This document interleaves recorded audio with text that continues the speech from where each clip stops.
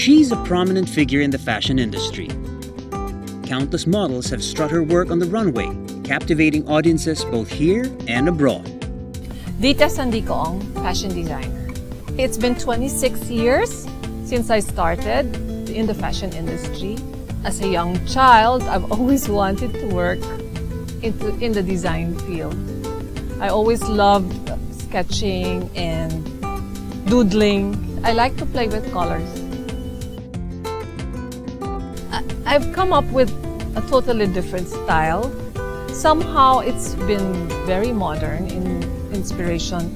The lines are geometric, it's linear, very what you call minimalist, and it has its own statement in terms of fabric.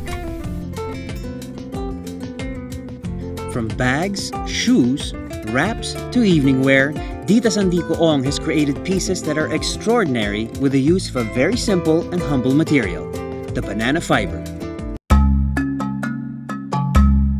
The banana fiber has its own texture. It can stand on its own. It has some body.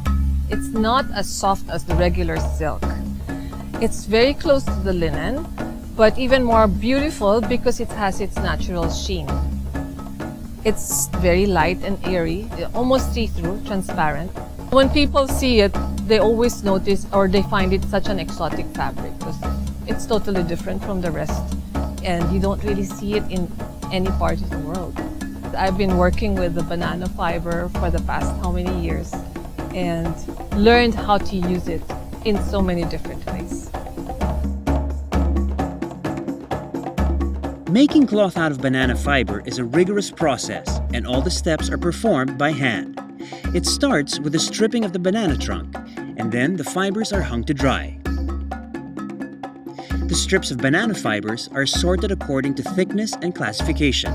Then, they are dyed using natural coloring agents like yellow ginger, talisay leaves, bakawan lalaki, atsuete, and buko husk.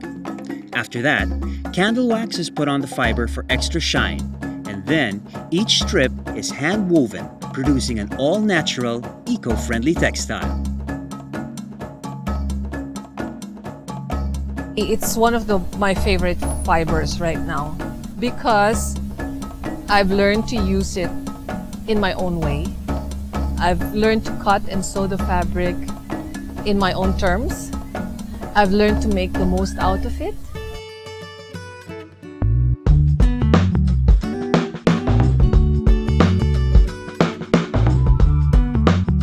Right now, I've been working with the Catanduanes weavers. These people are a small weaving community down south. It's like a small fishing village. But I've also worked with other communities like the Santiago weavers in Ilocos, the Mangyan weavers in Mindoro. I have weavers in Bulacan. And with this in mind, with working with the weavers, they really come up with something special because it's their traditional weave. And we've really tried to match it and work on it in a contemporary way. Working hand in hand with small communities, Dita has managed to provide them with a sustainable income. And most of all, she has helped keep a cultural heritage alive.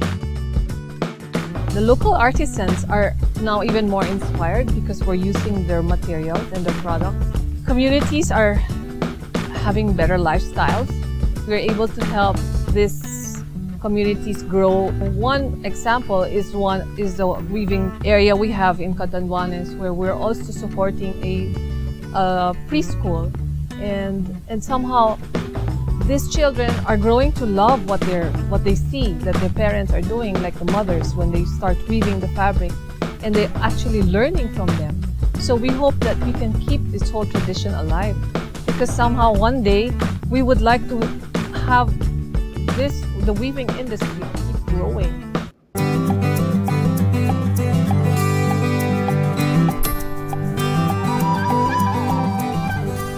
When you work with people like the Katutubos or the indigenous people, you learn about sustainability. You learn how you can actually work with practically nothing. and you can actually grow everything from scratch and turn things around.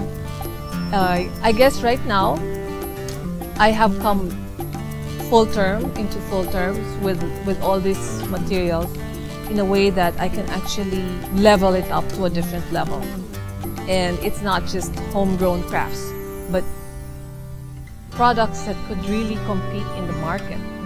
So I think that's really the way to go right now. Dita has done wonders for the local fashion industry. Her creations emanate her love for colors and nature, and she has never failed to highlight this indigenous material in her works. Through the years, it has developed its own look. It's a totally new thing in the market. I think the whole world is looking at the fabric, they're watching it grow, and it's inspiring to see it get up to a different level.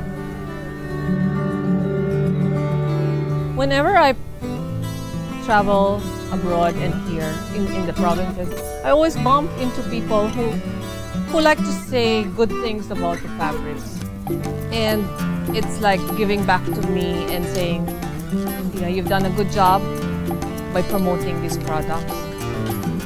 And somehow abroad and locally, they themselves are proud to show off what we have.